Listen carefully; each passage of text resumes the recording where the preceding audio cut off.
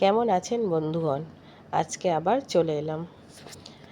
রবিবার মানেই মাংস ভাত, এক থালা গরম গরম ভাত, সাথে ঝাল ঝাল মাংস, সবারই খুব পছন্দের। তো আজকে আরেকটু পাওনা হয়েছিল ইঁচড় চিংড়ি।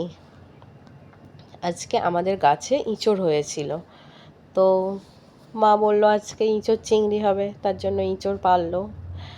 ইঁচড় মানেই একটু চিংড়ি দিয়ে না হলে ঠিক হয় না, কথাতেই আছে ইঁচড় চিংড়ি। তো সেই মতো মা কষা কষা ইঁচড় চিংড়ি রান্না করলো। আমার খুব ভালো লাগে ইঁচড় চিংড়ি খেতে। আর আমার বাপি চিংড়ি মাছ এনেছিল খুব বড় বড়, তো তার জন্য ছোট ছোট কুচি কুচি করে দেওয়া হয়েছিল, যাতে পুরো তরকারিটাতে মিশে যায়, টেস্টটা অসাধারণ হয়ে ওঠে। অসাধারণই হয়েছিল।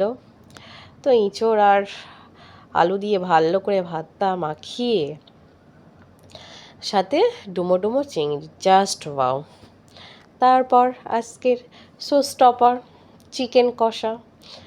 রবিবারে আর কিছুই লাগে না, যদি হয় এক থালা ভাত গরম গরম আর চিকেন কষা, সাথে আলু। আলু না হলে হবে না কিন্তু। তো সেই মতোই আলু নিলাম। আর চিকেন মানেই আমার কাছে হাড়, সলিড খেতে কেমন একটা লাগে, মানে সলিড খেলে মনে হয় না চিকেন খেয়েছি, একটু হাড় না চিবালে কি যেন আধুরা থেকে যায়, এমন একটা অসুবিধা হয়। তো যাই হোক, ঝোল আলু দিয়ে ভালো করে ভাতটা মাখিয়ে, তারপর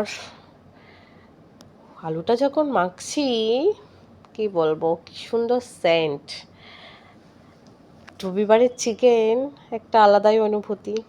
তারপর মা রান্না করেছে, খুব সুন্দর খেতে হয়েছিল, জাস্ট টু গুড। আমি একটু চটকে মেখেই খেতে ভালোবাসি, মানে সব কিছু আলু ঝোল সব কিছু একসাথে চটকে না মাখলে ঠিক মনে হয় না যে খাচ্ছি কি। তো সেই মতোই সব কিছু একসাথে ভালো করে মাখামাখি করে, এই গরসটা যা খেতে লাগবে না, কি বলবো, জাস্ট টু গুড। ফিল করো যে এটা কেমন লাগতে পারে। কালারটা দেখছেন, খুব ভালো কালার হয়েছিল। আমার হাতটা পুরো লাল হয়ে আছে, আমি আবার ওটা দেখাচ্ছি। প্লেটটা তো লাল, হাতটাও লাল। খাওয়ার পরে হাত ধুলে হবে না কিন্তু, চিকেনের গন্ধ চলে যাবে।